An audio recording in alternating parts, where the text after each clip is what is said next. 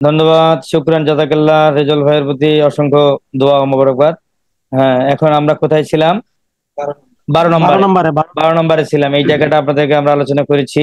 এখন আসেন 13 নম্বর। এখানে একটা প্রশ্ন পরীক্ষা আসে, কিন্তু আমি সহজ সরল 12 নম্বর আলোচনা করি নাই, করবো। আচ্ছা, ঠিক আছে। দেখেন, বাংলাদেশের সাথে ভারতের সীমান্তবর্তী রাজ্য পাঁচটি, আমরা পড়ছি একটু আগে, পাঁচটি। এর ভিতরে পশ্চিমবঙ্গ, আসাম, ত্রিপুরা, মিজোরাম, মেঘালয় পড়ছি আমরা। ভারতের সাথে বাংলাদেশের স্থল সীমান্ত 4156 কিলোমিটার। ওই যে তাহলে আপনি একটু আগে বললেন 5138, তাহলে ওইটা কি? তাহলে কিছুটা ভারতের সাথে আর বাকিটা হলো মায়ানমারের সাথে, দুটা মিলাই হলো 5100। আর যাই হোক, এখন দেখেন অচিহ্নিত সীমান্ত দৈর্ঘ্য কতটুকু। অচিহ্নিত সীমান্ত দৈর্ঘ্য 2 কিলোমিটার। পরীক্ষা থাকে অচিহ্নিত সীমান্ত দৈর্ঘ্য এটা কোথায়। এটা হলো ফেনীর মহুরীর চর। ফেনীর মুহুরীর চর। এই ফেনীর মুহুরীর চরটা আপনার আন্ডারলাইন করে রাখবেন। আর আপনার হইতে পারে যে মুহুরীর চর কোথায়। মুহুরীর চর বাংলাদেশের কোথায়, আপনাকে লিখতে হবে ফেনীতে। ওকে। বেরুবাড়ির সীমান্তে বাংলাদেশের পঞ্চগড় জেলা অবস্থিত। আপনার প্রশ্ন হবে যে বেরুবাড়ির সীমান্ত বাংলাদেশের কোন জেলায় অবস্থিত, তখন আপনাকে পঞ্চগড় আনসার করতে হবে। তামাবিল সীমান্তের সাথে ভারতের ডাউকি শহর অবস্থিত। তাহলে তামাবিল সীমান্তের সাথে ভারতের ডাউকি শহর অবস্থিত, এটা পড়বেন। 13 নম্বর একটা প্রশ্ন আছে, খুবই ইম্পর্টেন্ট, আমরা ভুল করি। ফারাক্কা বাঁধ বাংলাদেশের সীমান্ত থেকে 16.5 কিলোমিটার দূরে অবস্থিত। এই লাইনটা আমি আবারও দুইবার পড়বো। ফারাক্কা বাঁধ বাংলাদেশের সীমান্ত থেকে 16.5 কিলোমিটার দূরে। তাহলে এটা কি বাংলাদেশে নাকি বাংলাদেশের বাইরে? অবশ্যই বাংলাদেশের বাইরে। যদি বলতো ঢাকা থেকে সিলেটের ঢাকা থেকে সিলেটের দূরত্ব 150 কিলো, কথার কথা, তাহলে এটা কিন্তু বাংলাদেশের ভিতরে।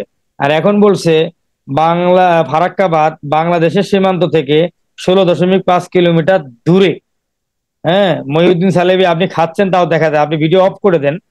হ্যাঁ, এটা তো খাওয়া দাওয়া, চা পান, হাবি জাবি সবই চলবে, কিন্তু ভিডিও গুলো অফ করে। হ্যাঁ, ঠিক আছে, ঠিক আছে। তাহলে তো দেখাই খাইতে হবে তো। না না না, এটা খারাপ দেখা যায়। আমি শাসন করতেছি না, জাস্ট খালি একটু নিয়মে আসার জন্য বলতেছি আর কি। আমিও তো খাবো, আমিও চা খাবো, সেটা কিন্তু আপনাদের দেখায় না, অবশ্যই না দেখায় খাবো। তাহলে দেখেন, ফারাক্কা বাঁধ বাংলাদেশের সীমান্ত থেকে 16.5 কিলোমিটার দূরে অবস্থিত। এখন অপশনে থাকে ফারাক্কা বাঁধ কোথায়। 1 নম্বর থাকে পদ্মা, খ নম্বরে থাকে গঙ্গা, 3 নম্বরে থাকে যমুনা, 4 নম্বরে থাকে সুরমা। এখন আমরা যারা গরিব, আমরা যারা সহজ সরল ছাত্র, প্রস্তুতি ছাড়া নিবন্ধন পরীক্ষা দিতে যাই, আমরা পদ্মা দাগায় দিয়ে আসি। আসলে আমরা মনে করি যে ভারতে হলো গঙ্গা নাম, বাংলাদেশে হলো পদ্মা নাম। আমরা তো জানি এটা ভারতের গঙ্গায় ফারাক্কা বাঁধ, কিন্তু ওই যে গঙ্গায় বাংলাদেশে তো পদ্মা, এই জন্য আমরা পদ্মা দাগাই। 99% ছাত্র এটা ভুল করি। আসলে ফারাক্কা বাঁধ 16.5 কিলোমিটার দূরে যেহেতু, আর এটা গঙ্গা নদীতেই, ভারতে গঙ্গা নাম, তাই গঙ্গাই আপনাকে আনসার করতে হবে। একই নদী যদিও, বাংলাদেশে পদ্মা নাম, কিন্তু আপনাকে গঙ্গা আনসার করতে হবে। তাহলে এটা সঠিক আনসার হবে গঙ্গা। বিলোনিয়া সীমান্ত ফেনী জেলায়। তাহলে আপনার এখানে মুহুরীর চর হলো ফেনীতে, আর বিলোনিয়া সীমান্ত হলো ফেনীতে। খুবই ইম্পর্টেন্ট। আংটিহারা শুল্ক পয়েন্ট খুলনা জেলায় অবস্থিত। তাহলে আংটিহারা শুল্ক পয়েন্ট কোথায়? খুলনা জেলায় অবস্থিত। দহগ্রাম ছিটমহল লালমনিরহাটে। এটা খুব থাকে, আপনি দহগ্রাম ছিটমহলের নিচে 100% লেখেন, আর বিলোনিয়া সীমান্তর নিচে 100% লেখেন। এগুলো পরীক্ষায় খুব থাকে। আচ্ছা ভাইয়ার আমার, জলবায়ু ও পরিবেশে আসেন দেখি। এখানে আমি আপনাদের সাথে কথা বলি। এখান থেকে 1 মার্ক আপনারা পরীক্ষার হলে পাবেন। এই জায়গাটা থেকে, এই চারটা থেকে আপনাকে প্রশ্ন করবে যে উষ্ণতম স্থান বাংলাদেশের কোথায়, শীতলতম স্থান বাংলাদেশের কোথায়, সর্বোচ্চ বৃষ্টিপাত বাংলাদেশের কোথায়, সর্বনিম্ন বৃষ্টিপাত বাংলাদেশের কোথায়। এটা আপনি কিভাবে আনসার করবেন? এটা হলো এরকম।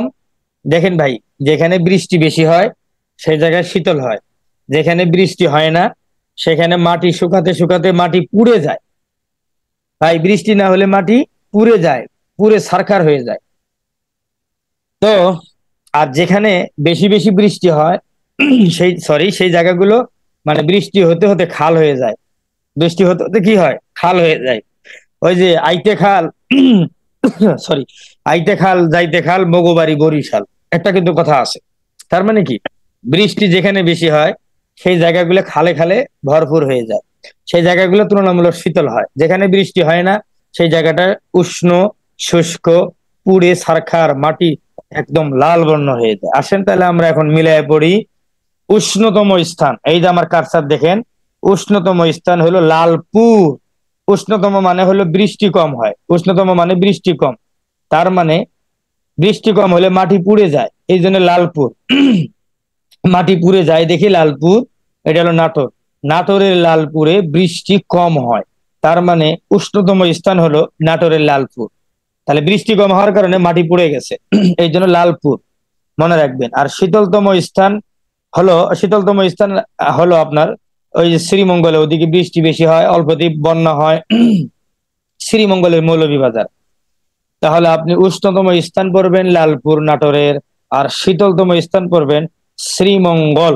এই যে শীতল ল আছে, শীতল ল, শ্রীমঙ্গল ল, শীতল ল, শ্রীমঙ্গল ল, এটা মনে রাখবেন। শীতলতম আপনার ওকে হয়ে যাবে। এখন আসেন সর্বোচ্চ বৃষ্টিপাত আর সর্বনিম্ন বৃষ্টিপাত নিয়ে কথা বলি। সর্বনিম্ন বৃষ্টিপাত হইল লালপুর নাটোর, ওই যে উষ্ণতম স্থান লালপুর নাটোর, উষ্ণতম মানে বৃষ্টি কম হয়।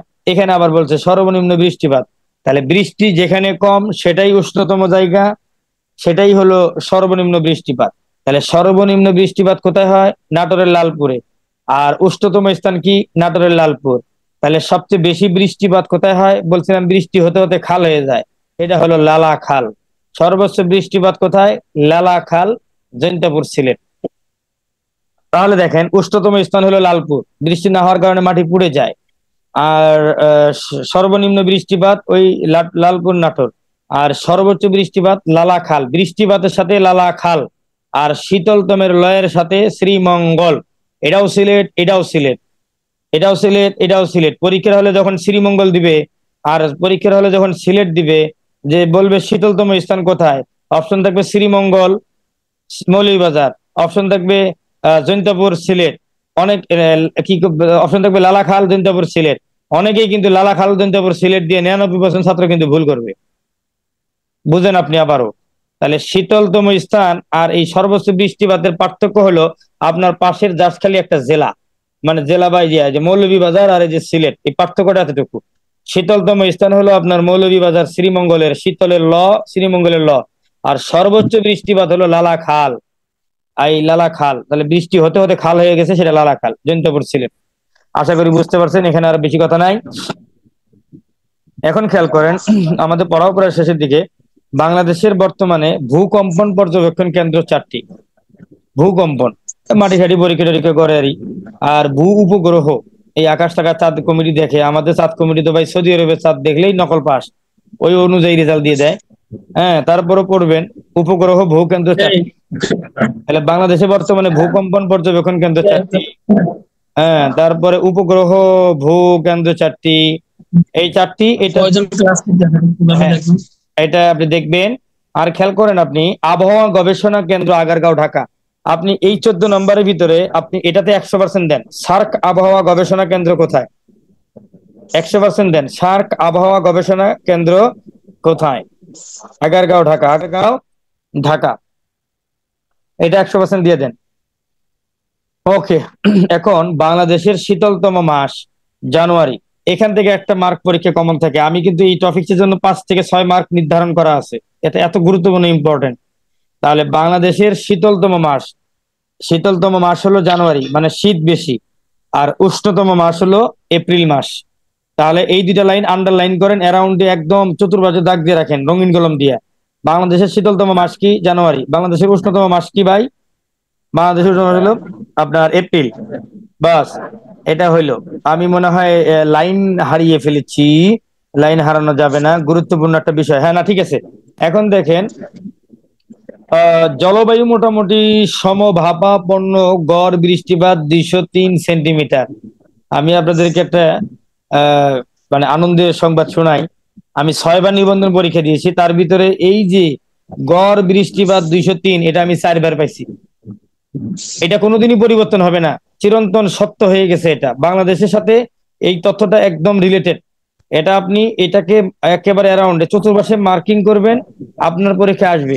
আপনি ডিরেক্ট, কোনো কনফিউশন নাই, ডিরেক্ট যদি বলে যে গড় বৃষ্টিপাত কত, সমভাবাপন্ন বলুক, মোটামুটি বলুক আর না বলুক, জলবায়ু কথা থাকুক আর না থাকুক, যদি বলে বাংলাদেশের গড় বৃষ্টিপাত কত, 203 সেন্টিমিটার, এটা ডাইরেক্ট 203 সেন্টিমিটার দাগ দিবেন। এটা পরীক্ষা থাকে ভাই। ওকে। সর্বোচ্চ বৃষ্টিপাত কোথায় হয়? বৃষ্টি হতে হতে খাল হয় যেখানে, লালা খাল, জেদ্দাপুর সিলেট। শীতলতম স্থান কোথায়? শ্রীমঙ্গল। এই দুইটা জিনিস ঠিক রাখবেন। ওকে। মৌলভীবাজার।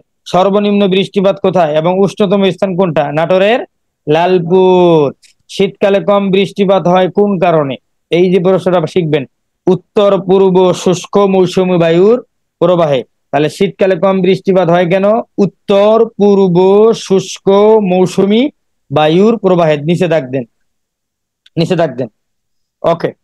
এখন আসেন, এখানে কিছু গুরুত্বপূর্ণ প্রশ্ন আছে। 16 নম্বর, বাংলাদেশের সব ধরনের পলিথিন উৎপাদন বাজারজাতকরণ নিষিদ্ধ করা হয়। তাহলে পলিথিন, পলিথিন এটা আমি কিন্তু সাল পড়াতে পছন্দ করি না, তবে কিছু কিছু ঐতিহাসিক সাল আপনাদেরকে পড়াবো, 15-20টা সাল।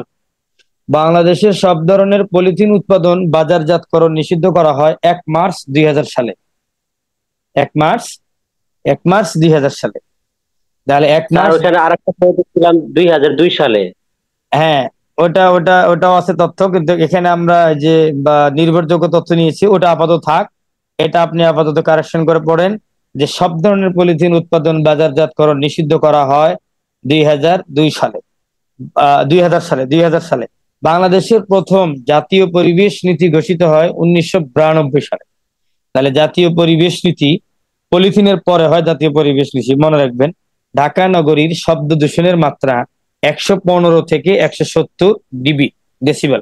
তাহলে এই প্রশ্নটা থাকে, ঢাকা নগরী শব্দ দূষণের মাত্রা কত? 115 থেকে 170 ডিবি। এটা আপনারা আন্ডারলাইন করেন। এখানে আমি একটু আগে বলছিলাম বাংলাদেশের সমভাবাপন্ন জলবায়ু, বার্ষিক বা বৃষ্টির গড়, বৃষ্টির গড় মানে গড় বৃষ্টিপাত 203 সেন্টিমিটার। এটা যেমন পরিবর্তন না যুগ যুগ থেকে। আরেকটা তথ্য আছে, বারবারই পরীক্ষা আসে, সেটারও কোনো পরিবর্তন নাই, হুবহু আসবে, হুবহু দেখাবেন। সেটা হলো বাংলাদেশের বার্ষিক গড় তাপমাত্রা, টেম্পারেচার। এই যে তাপমাত্রা 26.2 ডিগ্রি সেন্টিগ্রেড। এটাকেও আপনি অ্যারাউন্ড মার্ক এইভাবে সুন্দর করে দাগ দিয়া হলুদ বড় মার্কার কিনে একদম ফাতা ফাতা করে ফেলবেন। এই খুবই গুরুত্বপূর্ণ এগুলা। তাহলে বার্ষিক গড় তাপমাত্রা হলো 26.2 ডিগ্রি সেন্টিগ্রেড। বাংলাদেশ পরিবেশ আদালত গঠন হয়। তাহলে বাংলাদেশ পরিবেশ আদালত গঠন হয় 2001 সালে। হ্যাঁ, এটা একটু পড়বেন। তাহলে আমরা এখানে অনেকগুলো তথ্য আপনাদের কাছে শেয়ার করেছি। এখন আসেন 17 নম্বর, স্পর্শ। স্পর্শ ঢাকার আগারগাঁওয়ে। এখন যদি প্রশ্ন হবে আপনাদের বারবার, এটা বিসিএস এ আসছে, শিক্ষক নিবন্ধন আসছে, প্রাইমারিতে আসছে, পিএসসি তে আসছে, স্পর্শ কোথায়? ঢাকার আগারগাঁওয়ে। স্পর্শ কোথায়? ঢাকার আগারগাঁওয়ে। এটি প্রতিরক্ষা মন্ত্রণালয়ের অধীনে। প্রশ্ন হবে স্পর্শ কোন মন্ত্রণালয়ের অধীনে? আপনাকে আনসার করতে হবে প্রতিরক্ষা মন্ত্রণালয়ের অধীনে। 1980 সালে প্রতিষ্ঠিত হয়। তাহলে স্পর্শ কত সালে প্রতিষ্ঠিত হয়? 1980 সালে প্রতিষ্ঠিত হয়। এটা আপনি পুরোটা আন্ডারলাইন করে রাখেন, এটা খুবই ইম্পর্টেন্ট। এখন আসেন, বাংলাদেশের আবহাওয়া অধিদপ্তর প্রতিরক্ষা মন্ত্রণালয়ের অধীনে। তাহলে বাংলাদেশের আবহাওয়া অধিদপ্তর এটাও প্রতিরক্ষা মন্ত্রণালয়ের অধীনে। আরেকটি প্রশ্ন এখান থেকে 100% সাজেশন দেবো আপনাদেরকে আসে, সেটা হলো গ্রিন হাউস ইফেক্টের জন্য বাংলাদেশের নিম্নভূমি নিমজ্জিত হতে পারে। প্রশ্ন থাকবে এতটুকু যে গ্রিন হাউস ইফেক্টের জন্য, দেখেন, গ্রিন হাউস ইফেক্টের জন্য দিয়ে একটা লম্বা হাইফেন দাগ দিবে, প্রশ্ন করবে না, খালি বলবে গ্রিন হাউস ইফেক্টের জন্য দিয়ে দুইটা লম্বা টান দিয়ে ক নাম্বার দিবে যে নিম্নভূমি নিমজ্জিত হবে, ভবন ধসে পড়বে, ভূমিকম্পের হার বেড়ে যাবে, নাকি জলোচ্ছ্বাস বেড়ে যাবে। এই যে অপশনটার লাইনটা আছে এখানে, নিম্নভূমি নিমজ্জিত হতে পারে, এই লাইনটা খুব আসে পরীক্ষায়। আচ্ছা ঠিক আছে, এখানে ইফেক্ট বাংলাদেশে নিম্নভূমি নিমজ্জিত হতে পারে, এটা আপনারা আন্ডারলাইন করেন।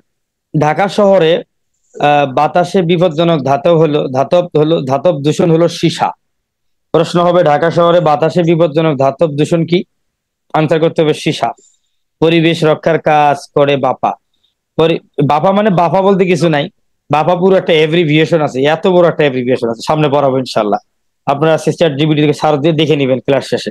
বাপা তাহলে পরিবেশ রক্ষার কাজ করে বাপা। বাংলাদেশে বছরে মাথাপিছু গ্রিন হাউস নিঃসরণের হার হলো 0.8 টন। জহিরুল ইসলাম ভাইয়ের কি মাথা ব্যথা করতেছে নাকি? না না, হ্যাঁ, ঢাকায় মাথায় ছিলাম। মাথায় হাত দো। জহিরুল ইসলাম ভাইয়ের কি আজকে মাহফিল ছিল না? আচ্ছা ঠিক আছে, আমি ধন্যবাদ। মাহফিল শেষ করে আসলাম। আচ্ছা শুক্রান, জাযাকাল্লাহ। বাংলাদেশে বছরে মাথাপিছু গ্রিন হাউস নিঃসরণের হার হলো 0.8 টন। এই সংখ্যাটা নিচে দাগ দিয়ে রাখবেন, খুব ইম্পর্টেন্ট আসে। 18 নম্বর দেখেন, সাইক্লোন বা ঘূর্ণিঝড় শব্দটি, এখান থেকে একটা প্রশ্ন থাকে, আপনাদেরকে সুন্দর করে পড়াবো এখানে। সাইক্লোন বা ঘূর্ণিঝড় শব্দটি গ্রিক কাইক্লোস থেকে এসেছে। তাহলে প্রশ্ন হবে সাইক্লোন এটা কোন ভাষার শব্দ? গ্রিক, গ্রিক ভাষার শব্দ।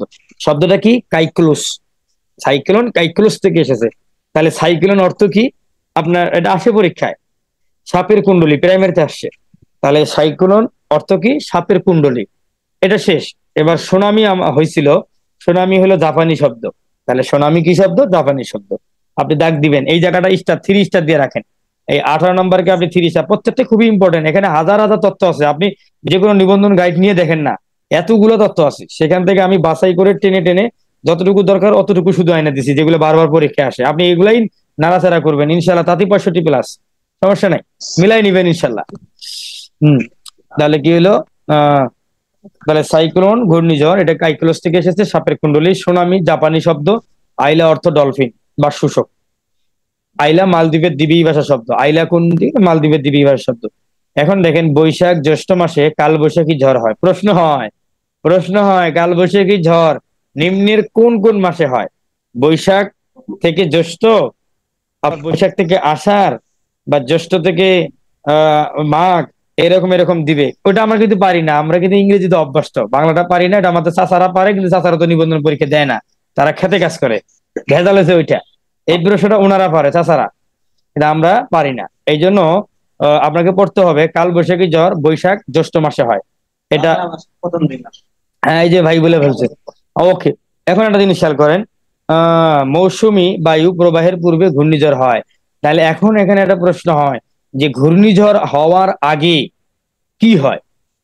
মৌসুমী বায়ুর প্রবাহে, মৌসুমী বায়ু প্রবাহের পূর্বে ঘূর্ণিঝড় হয়।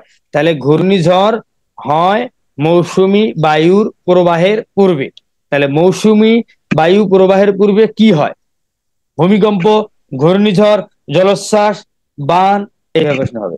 এটা আপনাকে পড়তে হবে।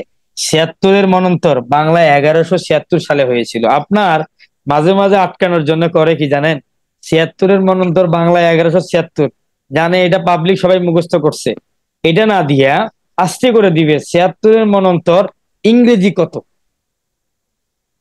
76-এর মন্বন্তর ইংরেজি কত?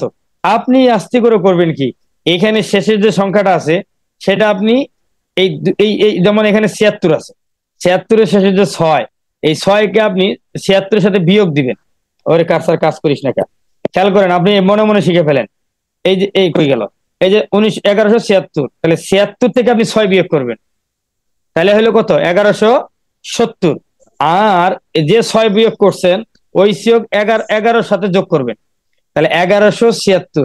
76 থেকে আপনি 6 বিয়োগ করবেন, যে 6 বিয়োগ করছেন সেই 6 আবার এই 11-তে যোগ করবেন, তাহলে 11-তে 6 যোগ করলে 17, আর 76 থেকে 6 বিয়োগ করলে হলো 70। 1770 হলো ইংরেজি। 1770 কি ইংরেজি। আপনি এইভাবে বাংলা থেকে ইংরেজিতে কনভার্ট করে চলে আসতে পারবেন। ওকে, এখন দেখেন, হারিকেন আইলা বাংলাদেশের সমুদ্র উপকূলে আঘাত হানে 25-26। এটা তো লাগবে না, লাগবে না, লাগবে না, তবে এইটা লাগবে। সিডর আঘাত হানে 2007 সালে। সিডর আঘাত হানে 2007 সালে। অনলাইনে ক্লাসে কত সুবিধা, শুয়ে বসে করা যায়। আর অফলাইনে মাস্টারও ঘামে, ওই ছাত্ররাও ঘামে, কারেন্ট যায়, এই যায় সেই যায়, কি এক অবস্থা। হ্যাঁ, টেবিল চেয়ার বেঞ্চ ঠিক করা লাগে। আর অনলাইনে দেখেন যে যার মতো কি রিল্যাক্সে লাক্সারিয়াস লাইফে ক্লাস করা যায়। সুবহানাল্লাহ, মাশাআল্লাহ, এটাই ভালো। তাহলে খেয়াল করেন, তবে সিডর আঘাত হানে 2007 সালে। সিডর আঘাত হানে কত সালে? 2007 সালে। খুব আসে এটা। এখন আসেন, গিরে বাবা পড়াইতে শেষে নেই, আমার তো এই 40 মিনিটও কাজ হবে না, আর গল্প করা যাবে না। 19 নম্বর দেখেন, বড় মাপের ভূমিকম্পের সম্ভাবনা সৃষ্টিকারী 4টি সক্রিয় ভূমিকম্প ফাটল রেখা বাংলাদেশে বিদ্যমান রয়েছে। লাগবে না, বাংলাদেশের সর্ববৃহৎ দ্বীপ হলো ভোলা, এটা পড়েন। বাংলাদেশের সর্ববৃহৎ দ্বীপ ভোলা। একমাত্র পাহাড়ি দ্বীপ মহেশখালী, একমাত্র পাহাড়ি দ্বীপ মহেশখালী পড়বেন। বৃহত্তম বদ্বীপ হলো সুন্দরবন, বৃহত্তম বদ্বীপ সুন্দরবন। আর পর্যটন রাজধানী কক্সবাজার, কুয়েত সিটি হলো খুলনা। আপনার পরীক্ষা থাকবে বাংলাদেশের কুয়েত সিটি কোনটাকে বলে? খুলনাকে বলে। আপনার প্রশ্ন হবে পর্যটন রাজধানী কোনটা? কক্সবাজার। আপনাকে প্রশ্ন হবে, এইগুলো আপনি পড়ে নেবেন। ওকে। সেন্ট মার্টিন দ্বীপের অপর নাম কি? নারিকেল জিঞ্জিরা। সেন্ট মার্টিন দ্বীপের অপর নাম নারিকেল জিঞ্জিরা। তাহলে পূর্বাশা দ্বীপের অপর নাম কি? দক্ষিণ তালপট্টি দ্বীপ, ওই যে পড়াইছিলাম প্রথমে। তাহলে পূর্ব বলছে, দক্ষিণ মেরে দিবেন। আর এইটা সেন্ট মার্টিনের কথা বলছে, আপনি নারিকেল জিঞ্জিরা দিবেন। 20 নম্বর, বাংলাদেশ ভারতকে, এই যে এবার আসেন শেখ হাসিনার কাছে যাবো আমরা। শেখ হাসিনা আনন্দ খুশি হয়ে কিন্তু আমার রংপুর অঞ্চলের হাড়িভাঙ্গা আম কিন্তু ইচ্ছা মতো ভারতকে দিয়ে দিছে। দিয়ে কিন্তু আমরা কিন্তু দাম 70-80 টাকা কেজি আম খাইছি। তাহলে এখন খেয়াল করেন, এই জায়গাটা পরীক্ষায় আসবে, আসে, আপনি আমি বারবারই ভুল করি। বাংলাদেশ ভারতকে বিভক্তকারী নদী, অপশন থাকে হারিয়া ভাঙ্গা, অপশন থাকে নাপ, অপশন থাকে কুশিয়ারা, কিন্তু আমরা গিয়ে নাপ দাগাই দিয়ে আসি। আমরা গরিব মানুষ, আমরা ভুল করে খালি নাপ দাগাই। আমরা এই জায়গায় ভেজালটা করি। এই জায়গাটা খেয়াল করবেন। বাংলাদেশ ভারতকে বিভক্তকারী নদী হারিয়া ভাঙ্গা। শেখ হাসিনা হাড়িভাঙ্গা আম ভারতকে দিয়ে ভারতকে খুশি করছে। তার মানে বাংলাদেশকে বাংলাদেশ ভারতকে বিভক্তকারী নদী, সেই হাড়িভাঙ্গা আমের সাথে মিল করে রাখবেন হারিয়া ভাঙ্গা নদী। তাহলে আমি যদি প্রশ্ন করি, বাংলাদেশ ভারতকে বিভক্ত করছে কোন নদী? বাংলাদেশ থেকে ভারতকে বিভক্ত করছে কোন নদী? আপনারা আনসার করবেন হারিয়া ভাঙ্গা। চোখ বন্ধ করে হারিয়া ভাঙ্গা। ভারতের কথা আসলে হাড়িভাঙ্গা আম। আর যদি প্রশ্ন হয় বাংলাদেশ থেকে মিয়ানমারকে আলাদা করছে কোন নদী? আরে না, মিয়ানমারের নদী না, আমরা জানি। এই প্যাচটা লাগে যায়। তাহলে বাংলাদেশ থেকে বাংলাদেশ বা কই গেল প্রশ্ন? আচ্ছা, বাংলাদেশ মিয়ানমারকে বিভক্তকারী নদীর নাম হলো নাপ, আর বাংলাদেশ ভারতকে বিভক্তকারী নদীর নাম হলো হারিয়া ভাঙ্গা। আশা করি ভুলবেন না। কক্সবাজার সমুদ্র সৈকতে দৈর্ঘ্য 120 অথবা 155। যদি আপনার পরীক্ষার প্রশ্নে এটা আসে, তাহলে হয় 120 থাকবে না 155 থাকবে, দুটাই সঠিক। তাহলে আপনি খুঁজবেন হয় 120 না 155। এখন আমরা যদি 120 পড়াই আর পরীক্ষা থেকে 155 থাকে, তাহলে কবেন যে স্যার পড়ায় নাই বা ভাই পড়ায় নাই। এই জন্য দুইটাই সঠিক, এটা পড়ে ফেলবেন, খুব আসে পরীক্ষায়। এখন খেয়াল করেন, কই গেল, এই যে আবহাওয়া। দেখেন, আবহাওয়া ও জলবায়ু কাকে বলে? খুবই গুরুত্বপূর্ণ বিষয়। আবহাওয়া হলো কোনো একটি অঞ্চলের বায়ুমণ্ডলের নিম্ন স্তরের প্রতিদিনের সামগ্রিক অবস্থানকে, তাহলে প্রতিদিন, ডে বাই ডে, প্রতিদিনের যে হিসাব নিকাশ, প্রতিদিনের যে আপনার জলবায়ুর যে অবস্থানটা, এই যে একটি অঞ্চলের বায়ুমণ্ডলের যে নিম্ন স্তরের প্রতিদিনের সামগ্রিক অবস্থাটাকে আবহাওয়া বলে। আর জলবায়ু কাকে বলে? কোন একটি অঞ্চলের 30-40 বছরের গড় আবহাওয়া। তাহলে একদিনের অবস্থানটাকে বলে আবহাওয়া। আর 30-40 বছরের গড় অবস্থান, আবহাওয়ার গড় অবস্থানকে বলে জলবায়ু। পরীক্ষা থাকে কিন্তু, এই জায়গাটা ভেজাল করবেন না। তাহলে আবহাওয়া কি? কোন একটি অঞ্চলের বায়ুমণ্ডলের নিম্ন স্তরের প্রতিদিন কথা পাইলেই আপনার আবহাওয়া। আর যদি 30-40 বছরের কথা বলে, তাহলে বলবেন জলবায়ু। তাহলে 30-40 বছর বলে জলবায়ু, আর যদি বলে প্রতিদিন, তাহলে হলো আবহাওয়া। এখানে একটা প্রশ্ন আপনাদের জন্য বারবার আসে, 1 নটিক্যাল মাইল সমান সমান কত? 1 নটিক্যাল মাইল সমান সমান 1.15 মাইল আছে, এটা পরীক্ষা আসবে না। পরীক্ষায় আসবে 1.852 কিলোমিটার। আপনারা 1.852 কিলোমিটারকে রাউন্ড ফিগার করেন, এটা বারবার পরীক্ষা থাকে যে 1 নটিক্যাল মাইল সমান সমান এই যেটা, এটাকে আপনারা মার্কিং করেন 1.852 কিলোমিটার। আরেকটা প্রশ্ন পরীক্ষা থাকে, বাংলাদেশের মহিষোপানের পরিমাণ 350 নটিক্যাল মাইল। খুবই থাকে, বাংলাদেশের মহিষোপানের পরিমাণ কত? কত কত 10টা 40 বাজলে 9টা 30, 1 ঘন্টা, 9টা 30 থেকে 1 ঘন্টা সময় আছে। আচ্ছা, তাহলে 350 নটিক্যাল মাইল। তাহলে মহিষোপানের পরিমাণ হলো 350 নটিক্যাল মাইল। আর এখানে পড়বেন 1 নটিক্যাল মাইল সমান সমান 1.852 কিলোমিটার। আর জলবায়ু বুঝাইতে গেলে পড়বেন 30-40 বছরের গড়। আর আবহাওয়া বললে প্রতিদিনের। আর বাংলাদেশ ভারতকে বিভক্তকারী নদী হলো হাড়িভাঙ্গা বা হারিয়া ভাঙ্গা। আর বাংলাদেশ মিয়ানমারকে বিভক্তকারী নদী হলো নাফ। এই জিনিসগুলো পড়বেন। আর এই জায়গাটা আপনাদের একটু কনফিউশন লাগবে যে বাংলাদেশের সর্ববৃহত্তম দ্বীপ হলো ভোলা, আর একমাত্র পাহাড়ি দ্বীপ মহেশখালী, আর বৃহত্তম বদ্বীপ। তাহলে দেখেন, বাংলাদেশের সর্ববৃহৎ দ্বীপ, খেয়াল করেন, সর্ববৃহৎ দ্বীপ হলো ভোলা। আর বৃহত্তম দ্বীপ সুন্দরবন, এই জায়গাটায় আপনারা বুঝি কিন্তু কাজে লাগাইতে পারি না। যদি বলে বৃহত্তম দ্বীপ তাহলে সুন্দরবন, দেখেন আর এই সুন্দরের সুন্দরবন, বৃহত্তম দ্বীপ বললে সুন্দরবন। আর যদি বলে সর্ববৃহৎ তখন আপনি বলবেন ভোলা। সর্ববৃহৎ দ্বীপ যদি বলে ভোলা। আর যদি বলে ওরে বাবা 10 মিনিট আছে, ধৈর্য্যেরই কি ব্যাপার, এটা কোনো বড় ক্ষতি পাচ্ছি না সময়। আগান আগান, হাই হাই হাই হাই, 3বার দিলে তো এটা আজকে বাণিজ্য শেষ, এত কাম করেন যেত না। আচ্ছা দেখেন তাহলে এই এই যে এখন এখানে আছে আচ্ছা, এক দ্রাঘিমা সমান সমান 4 মিনিট। এক দ্রাঘিমা সমান সমান কত? 4 মিনিট। এটা পরীক্ষা খুব থাকে, এটাকে আন্ডারলাইন করেন। এখন দেখেন বৃহত্তম, ক্ষুদ্রতম, বিভাগ, জেলা, উপজেলা, এখান থেকে আপনার 1 মার্ক পরীক্ষা থাকবে। যেমন যদি বলে আপনার উপজেলা বাদ দেন, উপজেলা পড়ার দরকার নাই, আপনি পড়েন শুধুমাত্র পড়েন, জেলা পড়েন, এই যে উপজেলা বাদ দেন। সুন্দর হয়েছে তো, কিন্তু লিঙ্ক তো এখনো 10 মিনিট আছে, আপনার ক্লাস শেষ করতে পারেন। আচ্ছা কি হয়েছে? আচ্ছা ধরেন শেষ করে দিবেন এখন। তাহলে রেজাল্ট ভাই চলে আসছে, বসেন। এই আপনারা এই যে উপজেলা পড়ার দরকার নাই, শুধুমাত্র আপনারা আসেন এই যে জেলায় আসেন, এই জেলা। তাহলে আয়তনে আয়তনে আপনার এই যে জেলা, বৃহত্তম জেলা রাঙ্গামাটি। আয়তন মানে বুঝুন তো ভূমি, তাহলে ভূমিতে সবচেয়ে বড় জেলা হলো রাঙ্গামাটি। আর এই আয়তনের দিক থেকে সবচেয়ে ছোট জেলা হলো নারায়ণগঞ্জ। ওকে, আর জনসংখ্যায় মানুষ দিয়ে যদি গণনা করেন, জনসংখ্যায় বৃহত্তম জেলা হলো ঢাকা, জনসংখ্যা বেশি, গাদাগাদি করে আছে। আর জনসংখ্যা যদি আপনি ছোট জেলা কোন, তাহলে বান্দরবান লোক খুব কম। আর আয়তনে যদি আপনি এটা কি বিভাগ যদি বলেন চট্টগ্রাম, বিভাগ লাগবে না, আপনি শুধু জেলা পড়েন, তারপরে বিভাগটা পড়েন। আয়তনে বৃহত্তম বিভাগ হলো চট্টগ্রাম, আর আয়তনে ক্ষুদ্রতম বিভাগ হলো ময়মনসিংহ, আর জনসংখ্যায় বৃহত্তম বিভাগ হলো ঢাকা, আর ক্ষুদ্রতম বিভাগ হলো বরিশাল। জনসংখ্যায় ক্ষুদ্রতম বরিশাল, তারপরে আয়তনে হলো এই যে বান্দরবান বললেন। এগুলা এগুলো এই 4টা আপনার বাসায় পড়ে নিবেন। আমরা দীর্ঘ আপনার সাথে কিছু গল্প করতে হবে, কথা বলতে হবে। আমরা এখানে যাই, দেখি কতটুকু আপনারা পারেন। সব এখন পারবেন তা না।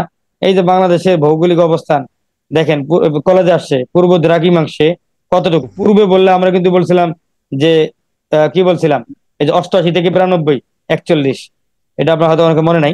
বিলোনিয়া সীমান্ত কোথায়? দেখি মাইক অন করেন। আচ্ছা মাইক অন করার দরকার নেই, যিনি বলবেন তিনি খালি মাইক অন করবেন, যিনি বলবেন তিনি মাইক অন করবেন, আবার সাথে সাথে অফ করবেন। বলেন দেখি বিলোনিয়া সীমান্ত কোন জেলায়? ফেনী। ফেনী। আবার অফ। বাংলাদেশের উষ্ণতম স্থান কোনটি? লালাখাল, লালপুর। লালপুর, লালপুর। লালপুর। আচ্ছা 4 নম্বর। আচ্ছা মাইক বন্ধের সাথে সাথে বাংলাদেশের বৃহত্তম উপজেলা কোনটি? ওই যে বলছিলাম শ্যামনগর। শ্যামনগর। বাংলাদেশের কোন জেলা 2 দেশের সীমান্ত দ্বারা বেষ্টিত? রাঙ্গামাটি, খাগড়াছড়ি, কেন এত পারলে হবে কেমনে? দহগ্রাম ছিটমহল কোথায়? আচ্ছা মাশাআল্লাহ।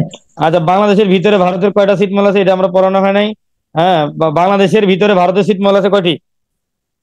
100 করে ফেলবেন, মানে বাংলাদেশের ভিতরে, বাংলাদেশে যে আমরা পাইছি, আমরা ভারতের ছিল, আমরা পেয়ে গেছি। আচ্ছা ঠিক আছে। এই যে নাসিরাবাদের, মাইকগুলির সাথে তো বন্ধ, নাসিরাবাদের বর্তমান নাম কি? সব পারতেছে। বাংলাদেশের সর্বোচ্চ পর্বত শৃঙ্গ কোন জেলায় অবস্থিত? এই তো তাড়াতাড়ি, বান্দরবান। ভৌগোলিক ভাবে গুরুত্বপূর্ণ একটি কালক্রমিক রেখা বাংলাদেশের উপর দিয়ে গেছে কোনটা ভাই? মূল মধ্য রেখা, আন্তর্জাতিক তারিখ রেখা, মকর ক্রান্তি, কর্কট ক্রান্তি। সুবহানাল্লাহ, আপনারা সব পারতেছেন তো। এখন দেখেন কোন বিভাগের জেলা সংখ্যা সর্বোচ্চ? ঢাকা। তিতাস উপজেলা কোন জেলায়? কুমিল্লা। বাংলাদেশের কোন বিভাগের সাথে ভারতের কোনো সীমান্ত সংযোগ নাই?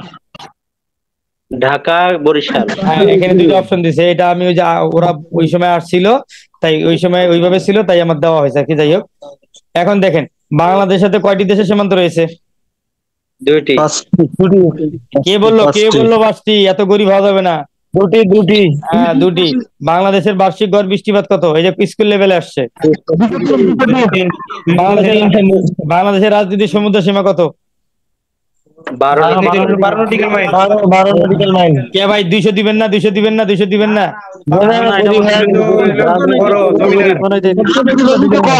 আচ্ছা দেখেন তাহলে সময়ও কম, 5 মিনিট। বাংলাদেশের কোন অঞ্চলে বরেন্দ্রভূমি রয়েছে? রাজশাহী।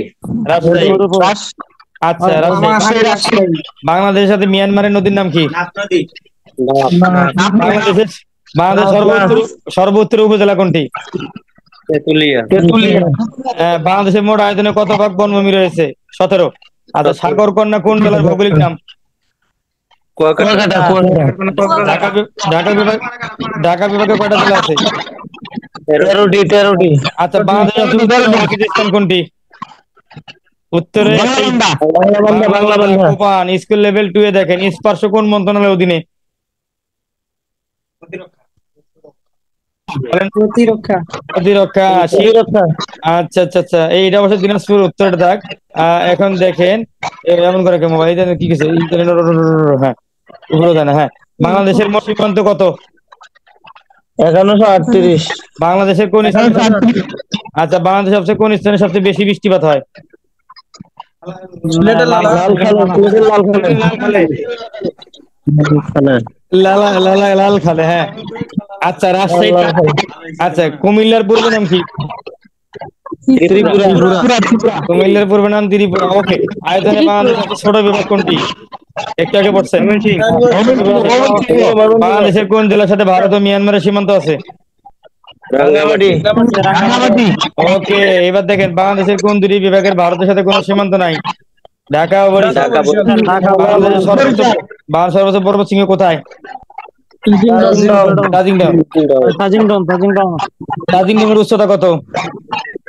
1230। 31। 30 হলো ক্যালকুলেটার। বাংলাদেশের মধ্য দিয়ে কোন কাল্পনিক রেখা গেছে? কর্কট ক্রান্তি। 2007 সালে ঘূর্ণিঝড় সিডন নামটি কোন ভাষা থেকে? বাংলা, হিন্দি, সিংহলি, তামিল। আচ্ছা, আচ্ছা, বাংলাদেশের সর্ব উত্তর স্থান কোনটি? বাংলা বান্ধা, তেতুলিয়া, পঞ্চগড়, মনাকষা। কেমনে পারেন ভাই, এটা কেমনে পারেন, কেমনে সম্ভব? বরন্দ হবি কোন যুগের সোপান? এই প্লাস্টোসিন। মধুপুর গল্প কোথায়? সিলেট, ময়মনসিংহ, টাঙ্গাইল, রাজশাহী, খুলনা। হ্যাঁ, বাংলাদেশের সর্বদক্ষিণের জেলা কোনটি? এটা বলেন, সর্বদক্ষিণের জেলা। বাংলাদেশের বাণিজ্যিক রাজধানী কোনটি? চট্টগ্রাম। আচ্ছা ভাই, বাণিজ্যিক চট্টগ্রাম আর পর্যটন হলো কক্সবাজার। ওকে, বাংলাদেশের সর্বোচ্চ উপজেলা কোনটি? কে পারে? তেতুলিয়া। বাংলাদেশের সর্বপশ্চিমের উপজেলা কোনটি? শিবগঞ্জ। বাংলাদেশের পূর্ব নাম জাহাঙ্গীরনগর। বাংলাদেশের পূর্ব নাম জাহাঙ্গীরনগর। ঢাকা। আচ্ছা, সিলেটের পূর্ব নাম কি? বাংলাদেশের সাথে ভারতের কোন সীমান্ত কত আছে? এটা থেকে এত প্রশ্ন করা যাবে না, সময় তো না, আমাদের সাথে আলাপ করবো না, 2 মিনিট আছে। আর এগুলো আপনারা পারবেন ভাই সব, ঠিক আছে? এগুলো সব পারবেন, এখন নিজেরা টেস্ট করবেন, সব পারবেন। আমরা দীর্ঘায়ু করি না, 2টা মিনিট আছে, আপনাদের আর পাওয়া যাবে না। এই 2টা মিনিট আপনাদের সাথে গল্প করি, কেমন লাগলো ক্লাস, কি সমাচার। হ্যাঁ, এগুলো সব পারবেন ভাই, যা আছে দেখবেন আপনারা। এখন ভিডিও চালু করেন ভাই, এখন সবাই ভিডিও চালু করেন। হ্যাঁ, এখন ভিডিও চালু করেন সবার, নুরানি চেহারাগুলো একটু দেখি। দেখে শেষ। 2 মিনিট 11 সেকেন্ড আছে, আমরা আপনাদের সাথে একটু দেখি, ভিডিও দেখি আপনাদেরকে। 2 মিনিট 11 তুমি আসো, তোমার ছোট মানুষের মতো যুক্ত হয়েছে। আপনারা বেশি বেশি দাওয়াতি ছোট কাজ মানুষের করেন। মতো সবাইকে বলতে এই হয় যে স্পিকার অফ 20 জন দিয়ে তো মজা হচ্ছে না, এটা তো 100 জন হয়। হ্যাঁ, মামুন কুয়াকাটা বন্ধু, এই বাড়াইয়ে দাও সময়, এই খালি জনগণ বাড়াইয়ে দাও, এখানে ভর্তি বাড়াইয়ে দাও, এখানে শুধুমাত্র খালি মনে করেন যে জনগণ বাড়াইতে হবে, তাহলে মজা লাগবে। ভাই ক্লাসের ভিডিও চালু করে রাখে, এটা দেখতেও খারাপ দেখা যায় না ঠিক আছে, এটা আমি বলবো, এখন আস্তে আস্তে বলবো, আস্তে আস্তে অভ্যাস হয়ে যাবে। আমরা সবাই অনেকে অভ্যস্ত না, যেমন ওইগুলো কোনো ব্যাপার না, ঠিক আমরা সবাই আস্তে আস্তে ঠিক হয়ে যাবো ইনশাল্লাহ। ভাই একটা প্রশ্ন ছিল, বলেন ভাই। ওই যে স্কুল লেভেল, কলেজ লেভেল, সবকিছু মিলিয়ে সব প্রশ্নই পড়া লাগবে? হ্যাঁ, সব কোনো বাজ বিচার নাই, সব পড়িয়ে লাইবেন, কোনো সমস্যা নেই। হ্যাঁ, সবার জন্য একই ছিল। ভাই তো বলছে পয়রা ফাটা ফাটা করে লাগার জন্য। হ্যাঁ, ফাটা করে কলম তো দাগায় লাল বানায় লাইবেন। হ্যাঁ, ইনশাল্লাহ। হ্যাঁ, সবাই ভিডিও চালু করেন, যে আবুল কালাম আজাদ ভাই ভিডিও চালু করেন না, কই দেখি না তো ভাই। সবার একসাথে দেখার বুদ্ধি কি, সিট পিঠের থেকে বাইরে যান। দেখেন, একটু অল্প সময় আছে, এটা কেমন কি? হ্যাঁ, আচ্ছা আচ্ছা আচ্ছা, কই এই কয়জন মানুষ কেন? মানে 29 জন তো দেখা যাচ্ছে না, একসাথে দেখা যাবে না? আসেন, সামনে আসেন, আসতেছেন, আসেন। এটা ক্লিক দিব, এটা দিলে আসে। আচ্ছা আচ্ছা, মেয়েরা যদি চালু না করতে চান সমস্যা নাই, একসাথে দেখুন তো আসা যায় কিনা। অল্প একটু সময় আছে, আমরা একটু কথাবার্তা বলি, গল্প গুজব করি। সময় ভিডিওটা চালু থাকলে এরা চিটাঙ্গা ভাষায় কথা বলে একটু শুনি। হ্যাঁ সেটাই আমাকে কথা বলেন তো, আমাদের ম্যাডামরা শুনবে। বদ্দা ভালো শুনিও তো, ন বালা তো যদি হয় Waiting has been transferred.